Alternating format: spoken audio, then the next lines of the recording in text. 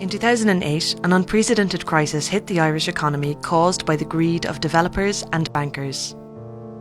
They get bailed out, but ordinary people are still paying the price through the destruction of living standards, vital public services, and attacks on our rights. I accept that there were failures in the political system. I accept that I have to take responsibility as a member of the governing party during that period for what happened. But let's be fair about it, we all partied. I wish I could tell you that the budget won't impact on every citizen in need, but I can't.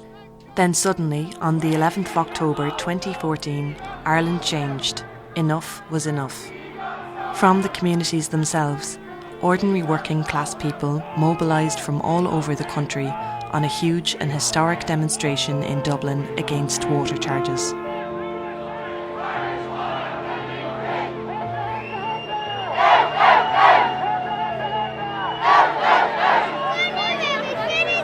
Irish water will be free! Irish water will be free! We won't pay! Power! Power! Power to the people! On the same day, the Dublin South West by-election also declared that resistance had arrived as Paul Murphy, the anti-water charges candidate, had sensationally beat all the main parties.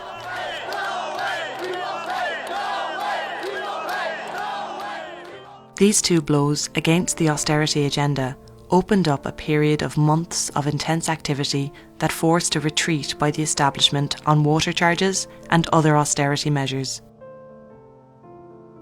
As well as mass demonstrations, there were hundreds and hundreds of local activities.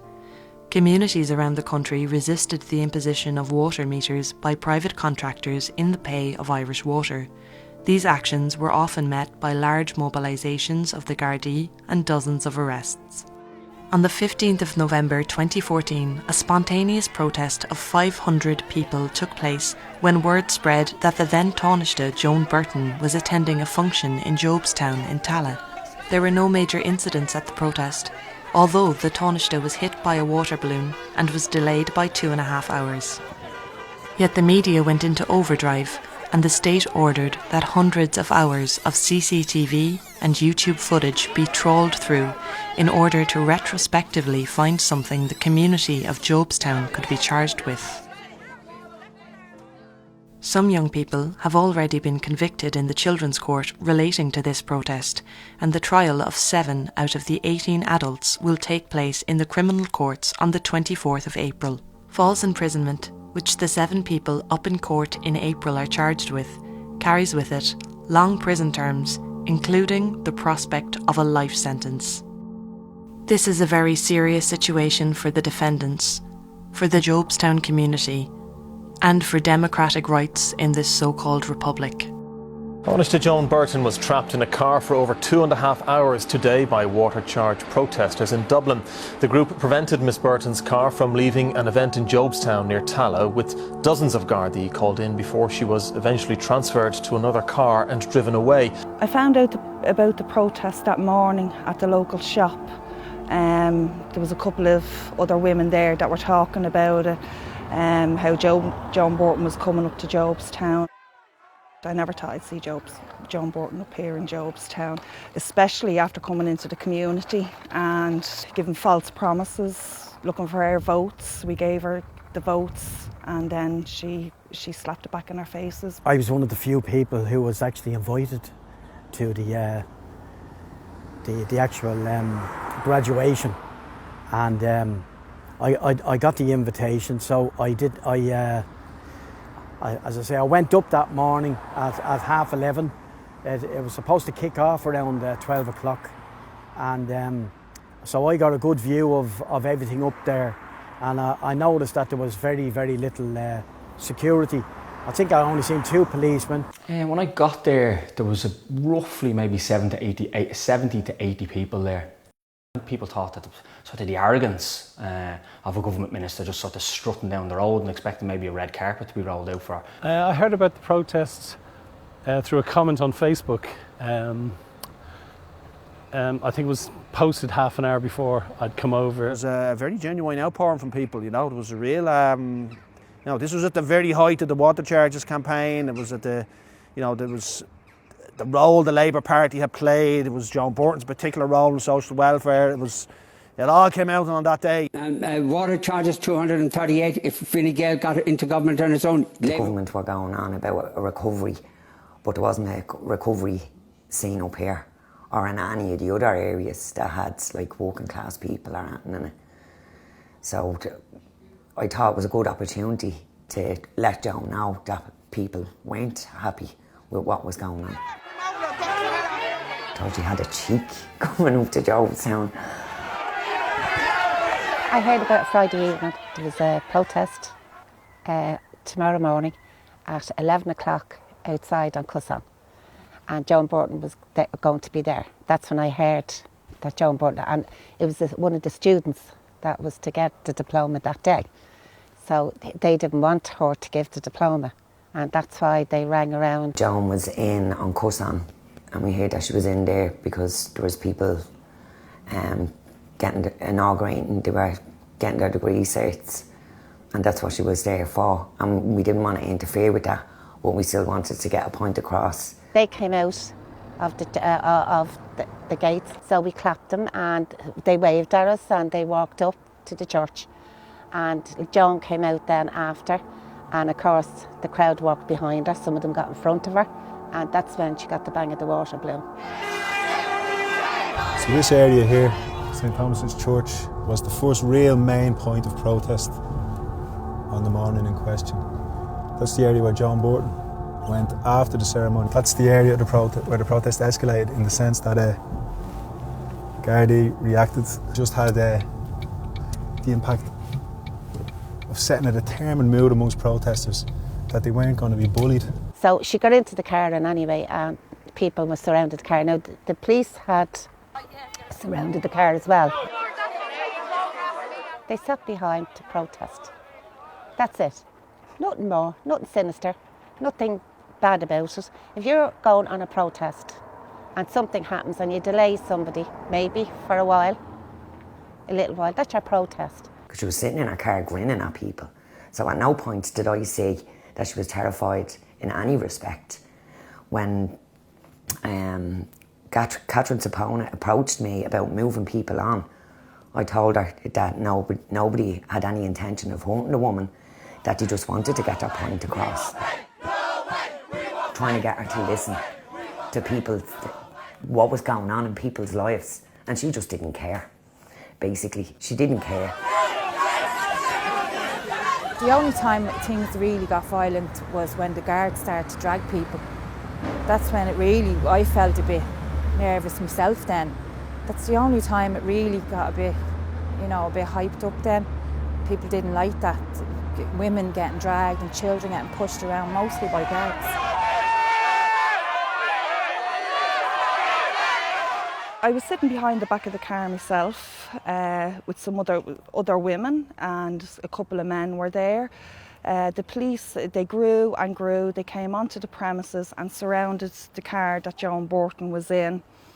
We were all sitting down. There was a great atmosphere. There was a great buzz. People were coming together. They were sharing experiences on how the crash had affected them, and they started to pull Paul Murphy up. It got so bad that at one stage Paul's face was actually turning red because they were pulling his clothes from him, and another woman leaned in and loosened his top, and the guards took it off. Then he was left on the ground then naked from the top up.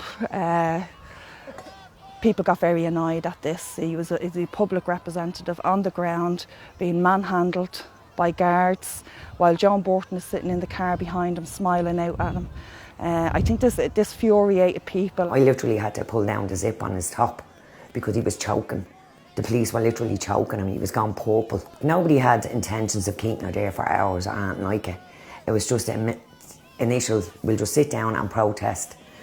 We weren't probably even planning on staying there that long until the police start roughing people up, pushing people around.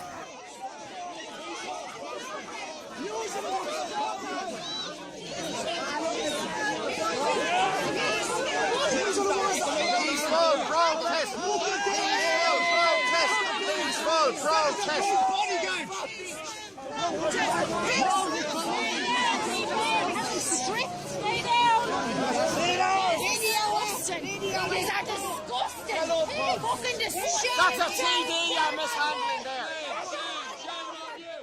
They brought a guard of jeep into the car park of the church, and at that stage there was enough guard for them to line up, you know, to make an alleyway for her to walk in.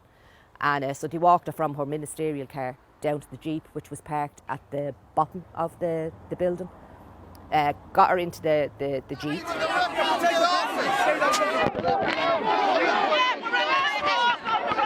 So people did run out onto the main road. People did run to block the double gates to stop the jeep from going out. There was no hard kind of tactics or whatever being used. It was just people standing there and conversing, and there was a car that was held in the road. And the Garda's chief was saying they needed to move the protest, like get it to a conclusion and move away. So Paul had said, right, I'm going to ask the crowd, using the megaphone, in a democratic format. There was various different orders in terms of votes which were put to the crowd. So I think it may have been Paul Murphy had put the first vote to the crowd, asking people in terms of, have we in terms of expressed our opinion of issue where about. People were obviously very angry. She was laughing in the back of the car. She was taking photos. And obviously that vote was defeated, and we managed in terms of that we would remain on the Fortune Road for that little bit longer.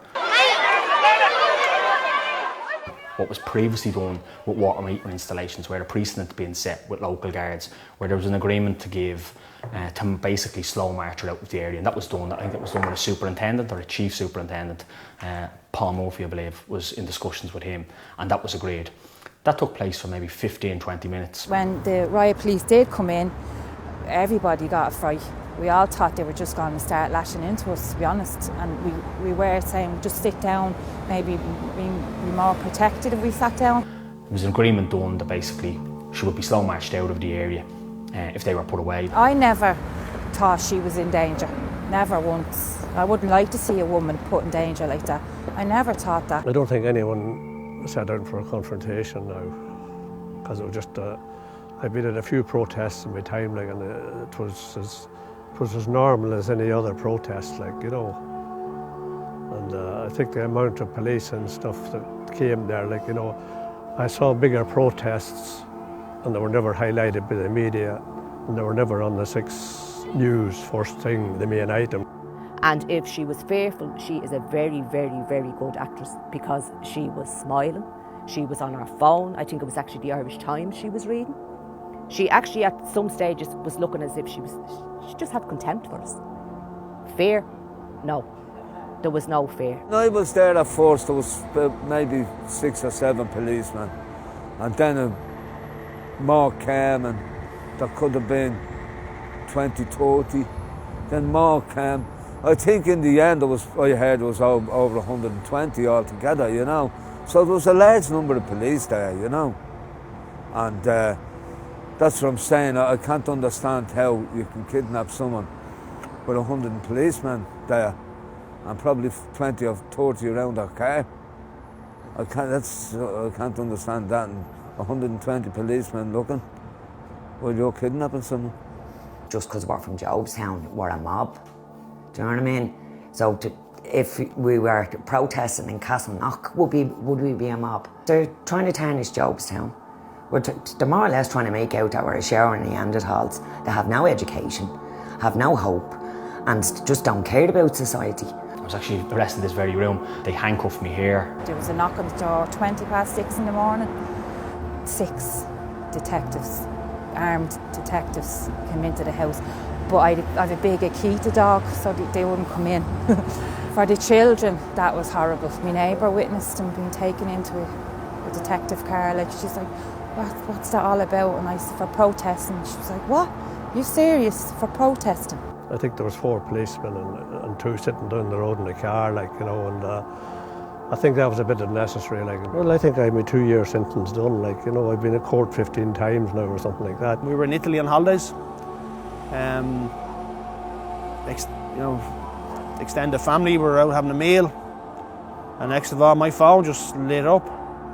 I just started texting and hopping and buzzing, and so basically had been leaked to RTE. That was early August. It was a month later before we were charged with anything. And for that month, it was talked about widely in the media. Preparing the ground, obviously, for these charges. 2 minutes before the 6-1 news, I had a missed call on my phone. Listened to the voicemail, and it was Paul Reynolds of RTE, the Chief Crimes Correspondent, leaving me a message that myself, Mick Murphy and Paul Murphy were to be charged with the false imprisonment of Joan Burton and Karen O'Connell, which I just thought was remarkable, you know. Well, it's not nice, you know. All the people on these charges are family people. They're not criminals, they're not gangsters. They all have families, they work. They're just normal people from Tallaght that was protesting, you know. And to be brought before the courts on serious charges like this and have the state coming down as hard as they can on top of you, on decent families that doesn't get into trouble, just standing up for their rights, it's wrong. And I never thought I'd see the day that this state would do that to the people of this country. People just felt that this was a time for protest. It was a time to show the government we're not going to be pushed around anymore. People still had it in their heads about the water charges, but they also had it in their head about what was going on with the likes of the banks. Even that night, that Saturday night then, you could see on the news, you could see the anger that the establishment had against the people of Jobstown. I think that it's anti-democratic to try to block somebody, to try to trap somebody in their car, to try to stop them going about their business. I don't think that's consistent with the principles of democracy. Nip that in the bud. If not, we're facing what is potentially a nicer situation in the Middle East if those people are allowed get on to do what they're doing. And can I ask the Taoiseach, will it include any provisions in relation to political policing? And does he think that's necessary? Well, that we can't deal with in the context of the use of Garda resources, significant Garda resources, to terrorise a working class community at the moment, in a context when Deputy, 4 people were arrested this morning, 4 people were arrested yesterday. Sorry, Deputy, please respect others who are waiting. It was like we had come out of the box, and we shouldn't have done that. We shouldn't have upset the apple cart. It should have been a nice photo op for Joan to be able to put in the papers on a Sunday morning. It wasn't entirely unexpected. And not so much, I think, because of anything that happened on that day, but because of what was going on in the water charges movement. Actually, around that time in February when we were arrested, the registration figures came out and they were abysmally low. And we just thought, connected to that campaign and trying to break that campaign, that they may well do something. Yeah, when you see, you know, if you're on the protest and you saw what happened, and then the questioning, and then the way we were arrested, and then the way it was leaked, and the extent and the kind of orchestrated nature of it, and the different arms of the state involved, including the likes of the media. And basically what that campaign is about doing is in terms of sending the message, in terms of challenging this, defending that right to protest. Ultimately it's about the 3 different trials here which will take place. Obviously the 4-7 are up here on April 24th. The others are up then in October, and then there'll be a trial then in early 2018. There could be a hidden agenda behind the whole thing, like, you know, it was more than just about arresting protesters, like it was to deny people the right to protest. I think it's to stop people protesting, so the government will be able to do whatever they want. This would be a line in the sand for me. If this is put forward as kind of a criminal offence to protest, then we're all in trouble. Then democracy's in trouble. The fact that people have been charged with false imprisonment in a situation where someone was held up in her car for a couple of hours is a really important marker legally in the way we deal with protest. So this is a very peculiar and particular attack on the right to protest by using such a serious charge against defendants in such a relatively trivial case of civil disobedience. The purpose, of course, is to stop people acting like that in future. And of course, as well, in tying up people in the judicial system for years, it's to soften their cough, to keep them away from doing actions like that again. What we've got to defend, and absolutely defend to the limit, is our right to protest.